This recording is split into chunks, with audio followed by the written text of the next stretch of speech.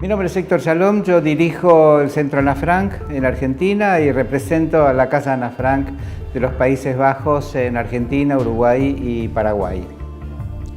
La historia de Ana Frank es una historia de una chiquita escondida entre los 13 y 15 años, perseguida por el nazismo, que escribe un diario.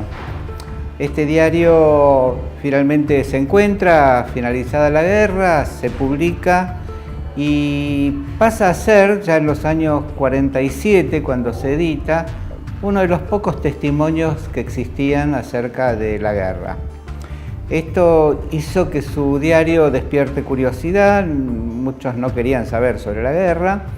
Primero se publica en holandés, pocos ejemplares, después se traduce al francés, se hace una obra de teatro, se empieza a traducir en muchos idiomas y al día de hoy, 70 años después, su historia es una de las historias más leídas, su diario uno de los libros más traducidos en el mundo, más leídos en el mundo, y el museo de Ana Frank, uno de los museos en Holanda más visitados en el mundo.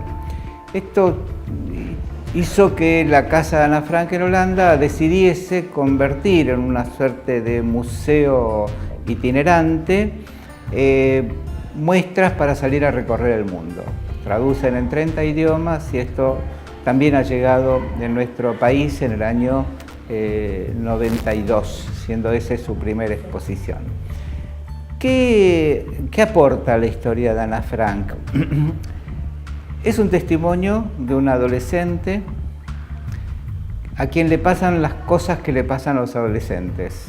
Se entristece, se divierte, se enamora, tiene miedo, se pelea con la mamá, se lleva bien a veces con el papá, a veces se rompe con el papá. Todo esto transcurre mientras sus 13 y 15 años permanecen en el encierro.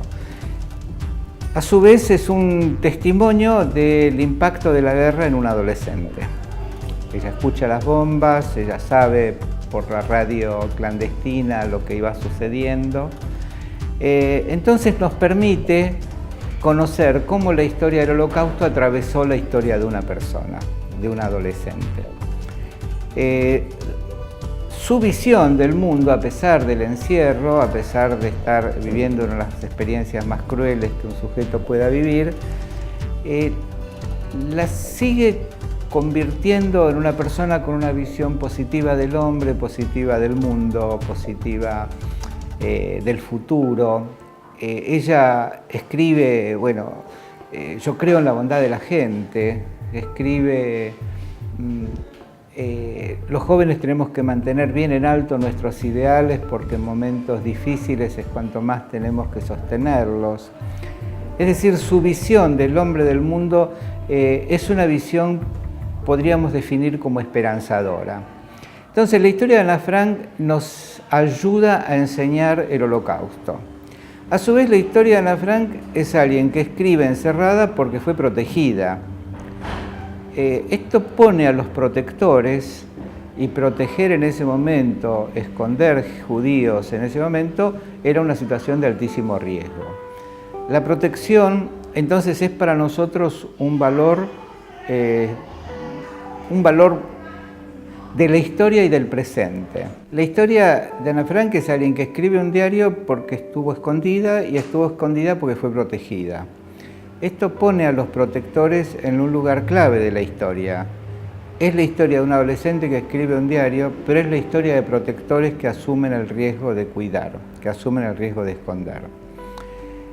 Cerca de 30.000 judíos estuvieron escondidos en Ámsterdam en ese momento. Esto significa que hubo mucha gente que asumió riesgo por proteger. Esto significa un valor para nosotros para ver de qué manera hoy hay víctimas, hoy hay protectores. ¿Qué significa en el nazismo ser víctima?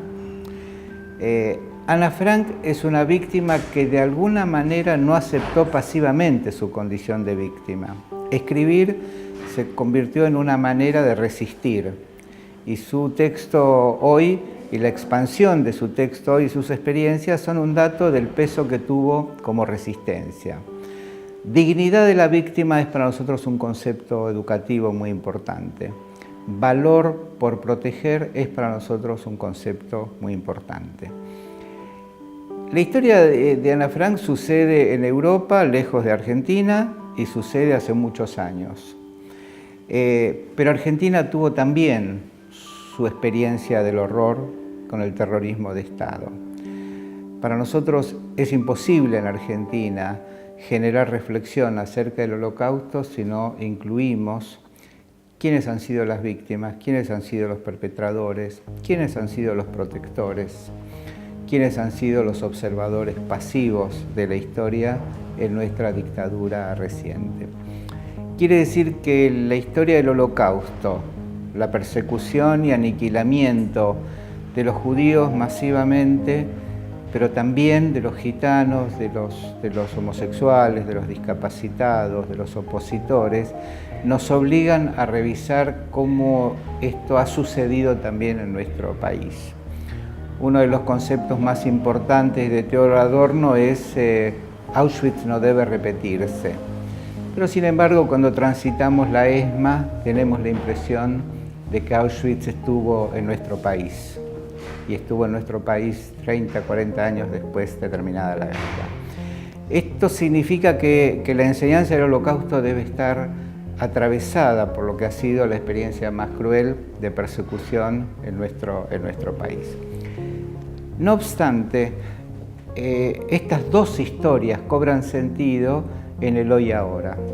Si esto puede resonar en la realidad personal, en la realidad existencial de los destinatarios de estas experiencias educativas. Entonces, para nosotros es importante incorporar este tercer periodo de la historia que es hoy. Un periodo de la historia es la Alemania, la Europa nazi, un segundo periodo de la historia es la Argentina de la última dictadura, pero el tercer periodo es hoy.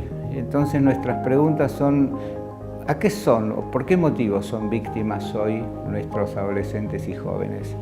¿Qué los convierte en vulnerables? ¿Cuáles son los procesos más importantes de discriminación y violencia a los que están expuestos? Esto es lo que hace a la microexperiencia. En lo macro, en el mundo, otra vez nos obliga a pensar qué cosas pasan hoy en el mundo, qué pasa con los refugiados en Europa, qué pasa con esta nueva fascinación bélica que aparece en ciertos países de invadir otros países, siempre por causas nobles, siempre en busca de la paz, de la democracia, nunca confesando que las intervenciones bélicas son para robar, para apropiarse de tierras, de recursos de los países invadidos. Entonces, la historia de Ana Frank, el nazismo atravesada por la dictadura, nos convoca a nuestros días. En lo macro, para ver qué le pasa al mundo, en los fenómenos masivos de discriminación, de violencia, de exclusión, pero en la microexperiencia de un aula, de un barrio, qué pasa con la violencia, con la discriminación, quiénes son víctimas, quiénes son agresores, cuáles son los temas de hoy, las víctimas vinculadas con el consumo, víctimas vinculadas con la violencia de género, con la discriminación a la población LGBT, con persecución a los migrantes. Entonces, nuestro concepto pedagógico tiene que ver, por un lado, con, a pesar de transitar las experiencias más crueles del horror, generar una percepción de esperanza. Los protectores, la resistencia, son la manera en la que nosotros ponemos un fuerte acento en la esperanza. Por otro lado, la experiencia de trabajo en nuestros días genera reflexión acerca de qué implica hoy asumir responsabilidad de proteger. Cuando se burlan de un compañero, cuando humillan a alguien, cuando denigran a alguien, ahí hay alguien que puede decir: che, córtenla, ven que la están lastimando, y esto es asumir el mismo perfil de rol de protector que tuvieron los protectores en la historia de Ana Frank. Yo creo que los temas que hacen a la capacidad de convivir con el otro es una experiencia que puede empezar desde el jardín de infantes. Hoy los chicos conviven con otros chicos, cuyos padres son o bolivianos, o paraguayos, o peruanos, o usan anteojos, o son más gordos, o son más flacos.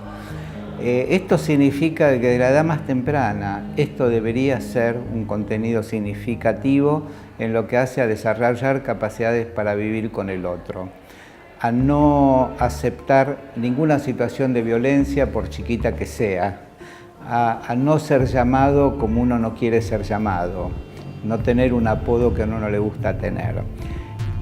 Y esto no hay edad de inicio, en fin, los 2 años. Con el tiempo pueden incorporándose otros temas de la historia, de lo que ha sido las persecuciones, de que han hecho los países en estas situaciones.